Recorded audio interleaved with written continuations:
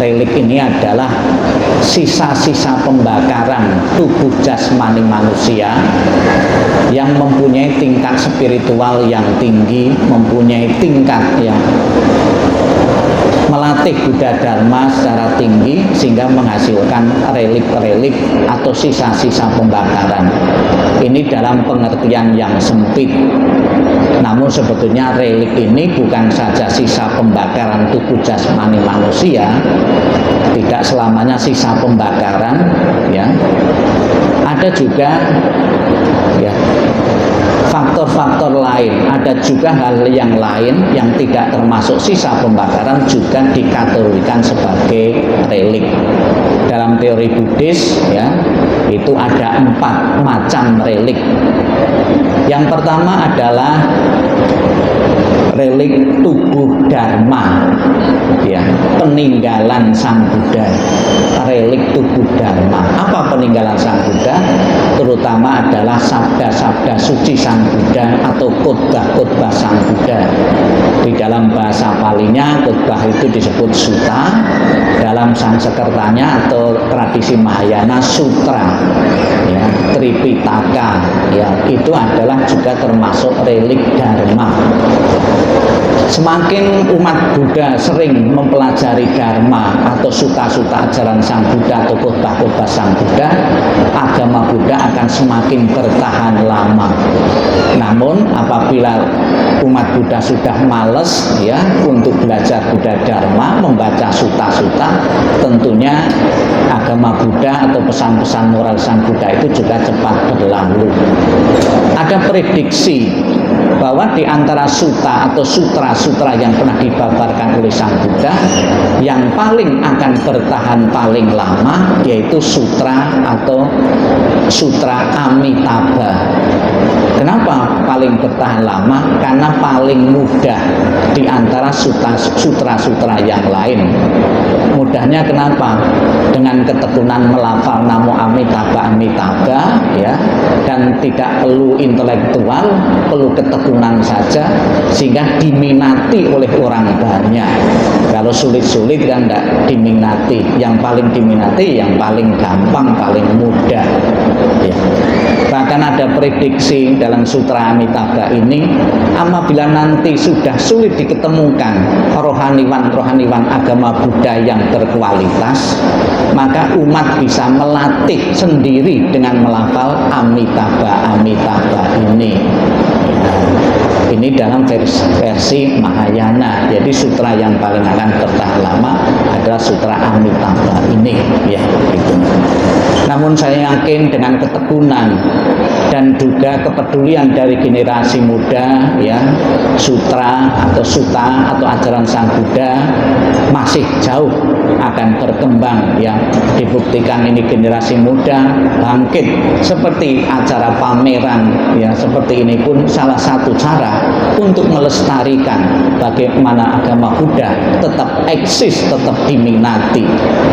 Kalau agama Buddha cuma dikenalkan di wihara-wihara mungkin terbatas.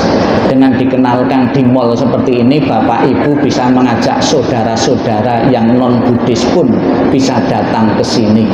Kalau mengajak ke wihara, ke tempat ibadah mungkin sungkan, tapi mengajak ke sini, mengenal tradisi-tradisi Buddhis, seni-seni Buddhis, rasanya jauh lebih bebas kita mengajak saudara-saudara untuk mengenal tentang agama Buddha ini, ya. Jadi yang pertama relik Dharma, ya. Kemudian ada relik, ya, tubuh jasmani manusia. Relik ini namun tidak merupakan sisa pembakaran. Ada beberapa orang-orang tertentu sekalipun sudah meninggal, tubuh jasmaninya masih tetap utuh. Tetapnya utuh ini tidak selamanya menggambarkan kesucian seseorang, tidak selamanya. Ada beberapa faktor seseorang itu tubuh jasmaninya masih tetap utuh. Contohnya disimpan di lemari es, ya, itu tetap utuh juga, tapi menggambarkan itu orang suci juga kalau utuh itu, ya. Kemudian diawetkan, dibalsem atau di air keras, itu juga utuh juga. Namun ada juga yang dibumikan, dikebumikan, ditanam, itu tubuhnya juga tetap utuh juga. Ternyata tidak selamanya menggambar kesucian seseorang. Ada penelitian, ada tubuh seseorang ketika dikubur bertahun-tahun tubuhnya tetap utuh, diteliti-teliti, ya ternyata tanah yang dipakai untuk mengubur itu tanahnya itu beracun, sehingga mikroba itu tidak mau beracun, ya. Kemudian ada lagi fosil kan, tubuh jasmani manusia dipendam terus kan jadi fosil. Itu juga tidak selamanya itu sebuah kesucian juga. Ada lagi cerita, ya, ada seseorang sudah dikubur sekian lama tubuhnya tetap utuh. Setelah diteliti ternyata dalam jangka waktu lama, ya, yang tubuhnya tetap utuh ini bekerja dalam jangka waktu lama di pabrik garam. Tubuhnya asin, cacing-cacing tidak mau. Ketika dibakar, ditanam pun cacing-cacing menyebabkan ini utuh, ya. Namun ada juga memang, ya, yang sebagai tanda-tanda suatu kualitas tubuh jasmani karena kesucian, tetap utuh tubuhnya. Jadi yang menyebabkan seseorang itu mudah hancur, terurai, ternyata noda-noda batin atau makanan-makanan yang kita konsumsi itu. Kalau orang selalu menjaga moralitas, tidak pernah minum-minuman, ya, otomatis kualitas tubuhnya juga mempunyai kualitas yang jauh lebih baik daripada orang yang peminum maupun melakukan hal-hal yang buruk yang lainnya. Kemudian ada lagi di kalangan yang lain juga tubuh jasmani utuh itu, ya, sebagai gambaran kesucian juga ada yang disebut dengan santo dan santa. Mungkin Anda pernah mendengar, ya, santo dan itu juga tubuhnya, jasad jasmaninya juga masih utuh, ya, itu.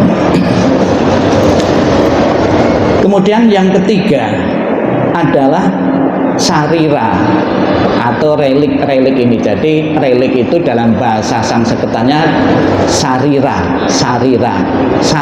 datu, sisa jasmani manusia atau tubuh ini sarira itu.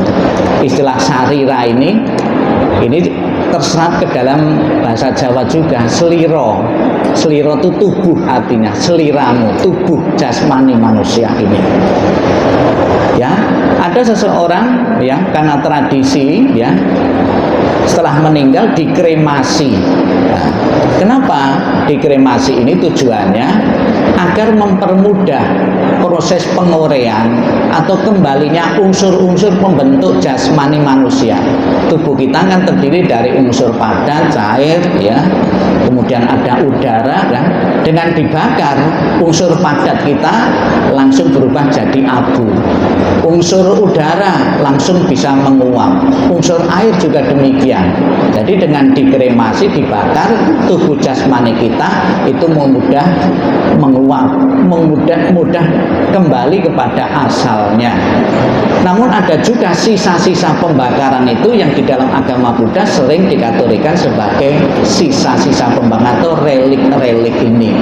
Ada yang bentuknya kristal, ada yang bentuknya itu seperti mutiara-mutiara. Namun juga tidak selamanya, ya, sisa-sisa pembakaran tubuh jasmani itu menunjukkan kesucian seseorang. Tidak selamanya. Ada seseorang yang dibakar, tulang-tulangnya itu bisa berwarna.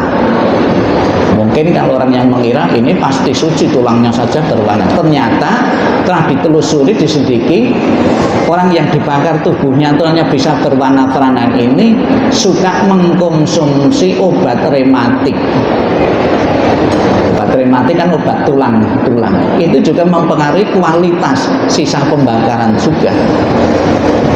Namun memang betul ada beberapa orang suci yang dibakar tubuhnya bisa menghasilkan mutiara-mutiara atau kristal-kristal.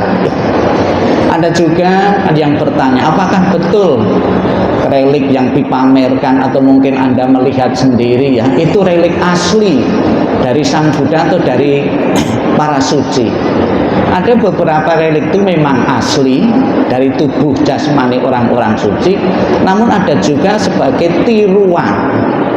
Ada yang mengatakan relik itu bisa memperbanyak diri. Ya, memperbanyak diri sebetulnya bukan memperbanyak diperbanyak, yang menghasilkan tiruan-tiruan itu, imitasi-imitasi ini. Apakah ada gunanya? Imitasi tetap ada gunanya. Ya, selama belum tahu. Ya. Gambar Buddha, patung Buddha itu kan bukan asli juga. Apakah ada manfaatnya? Tetap ada juga. Ada beberapa orang yang meyakini, ya, padahal itu orang yakin betul ini tubuh relik dari orang suci, yakin betul, menguatkan keyakinan bermanfaat. Anda berhadapan dengan patung Buddha, gambar-gambar suci, penuh sujud, penuh bakti, visualisasi ini orang suci, bermanfaat juga. Ya. Bahkan ada juga ya relik, ya relik dengan patung Buddha itu harganya lebih mahal patung Buddha, padahal palsu tuh patung Buddha.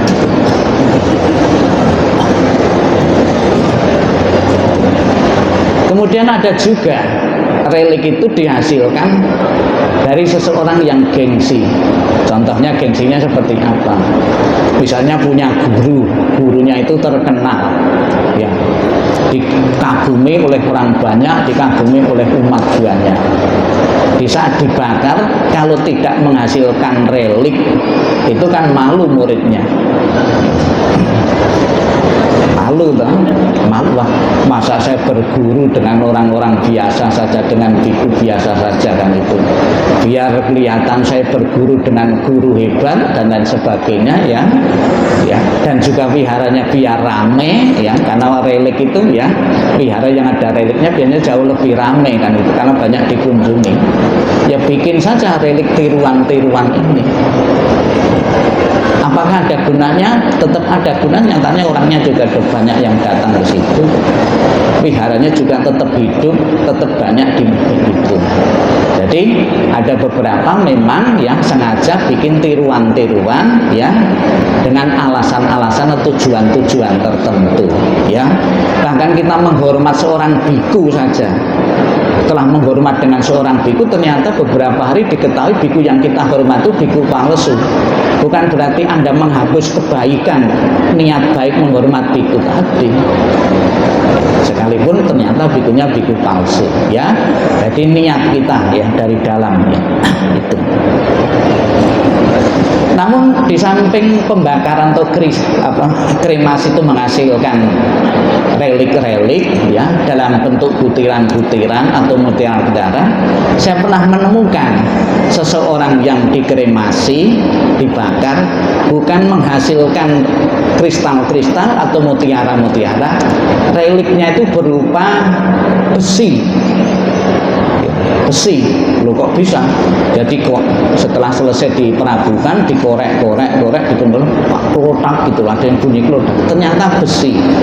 Orang yang meninggal ini, ya, itu pakai pen, karena dibakar, ya, itu tidak leleh ternyata. Ini bukan relik ini, ya, dari besi. Bisa juga. Bahkan gigi palsu, ya, itu juga bisa juga, tidak hancur kalau yang bagus itu dikasih emas. Kalau emas hancur mungkin kalau besi, ya. Kemudian yang keempat, ya, yang terakhir, ada sisa-sisa pembakaran yang berupa mutiara-mutiara, ya. Ada yang mengatakan mutiara-mutiara itu energi positif yang terserap, ya, sehingga membentuk mutiara-mutiara ini. Inilah, ya, kemungkinan besar dalam agama Buddhis yang dicari-cari ini, mutiara-mutiara seperti ini, ya. Apa kegunaan dari relik-relik sisa-sisa pembakaran itu bagi umat Buddha? Ada yang mempercayai mempunyai kekuatan. Kekuatannya apa? Menolak bahaya, menolak hal-hal yang jahat. Ada yang mempercayai seperti itu. Tapi ada juga yang menyalahgunakan. Ada seseorang dibakar, ya, ngambil sisa pembakaran, tulangnya, kemudian disimpan di tempat usahanya judi, ya. Biar judinya di situ menang, ya. Itu kan menyalahgunakan gitu, karena meyakini ada pengaruhnya, mempunyai kekuatan. Ternyata kalau untuk hal yang buruk, yang jahat, tidak ada manfaatnya. Apa hal yang berguna dan bermanfaat bagi umat Buddha? Bahwa tidak setiap orang kalau dibakar itu menghasilkan kristal-kristal atau relik-relik ini. Ini adalah hasil kesucian, hasil menjalankan sila dan moralitas. Orang jahat itu kalau dibakar tidak menghasilkan kristal-kristal relik-relik yang betul-betul asli.